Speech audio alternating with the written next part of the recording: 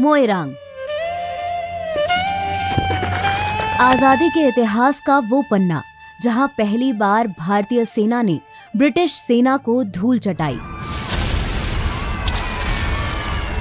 और 14 अप्रैल 1944 को आजादी का परचम लहराया।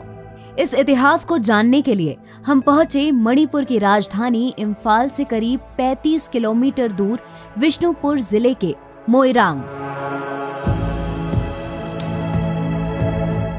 आईएनए द्वारा किस तरह से मणिपुर की सरजमीन पर तिरंगा को लहराया गया था, हम उसी विषय पर आज जानने की कोशिश करेंगे। मार्च 1944 से जुलाई 1944 के बीच यहाँ के लोग जापानी सेना और आईएनए के साथ मिलकर ब्रिटिशर्स के खिलाफ जंग लड़ रहे थे। ये वो दौर था जब सुभाष चंद्र बोस टोक्यो में थे। ब्रिटिश सरकार के खिलाफ आजादी की जंग के लिए सोवियत संघ, नाजी जर्मनी और जापान में एक मजबूत साथी की तलाश कर रहे थे। जापानी सत्ता के समर्थन के साथ 18 मार्च 1944 को जापान की सेना और आईएनए की एक टुकड़ी ने बर्मा के रास्ते मणिपुर में एंट्री ली। हालांकि सुभाष चंद्र बोस ने मोइरांग की धरती पर कभी कदम नहीं रखा था। इस घटना के बारे में मोइरांग कॉलेज के रिटायर्ड एचओडी युमखायबम मधु सिंह बताते हैं। आईएनए वॉर म्यूजियम में मौजूद रिकॉर्ड के मुताबिक इस युद्ध में इलाके के 54 गांव शामिल थे। मोइरांग इन्हीं में से एक था। 13 अप्रैल 1944 को ब्रिटिश सेना पीछे हट गई और अगले ही दिन 1500 वर्ग मील के इस हिस्से को भारत का पहला आजाद इलाका घोषित कर दिया गया।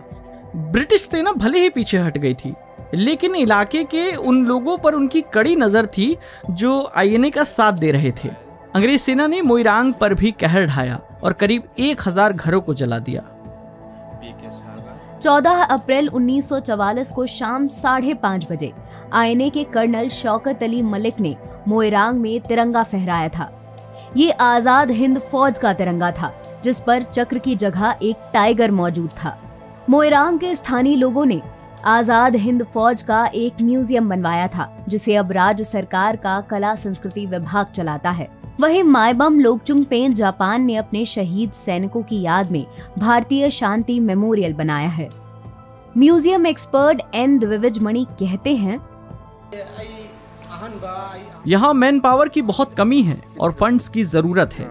कई बार अनुरोध किए जाने के बावजूद भी केंद्र सरकार ने आईएनए म्यूजियम की देखरेख की जिम्मेदारी नहीं ली है। मोइरांग दिल्ली से पहले आजाद हुआ, लेकिन वीरता की ये कहानी 2400 किलोमीटर की दूरी तय नहीं कर पाई और इसी छोटे से शहर में म्यूजियम वॉर मेमोरियल और लोगों के यादों में सिमट कर रह गई।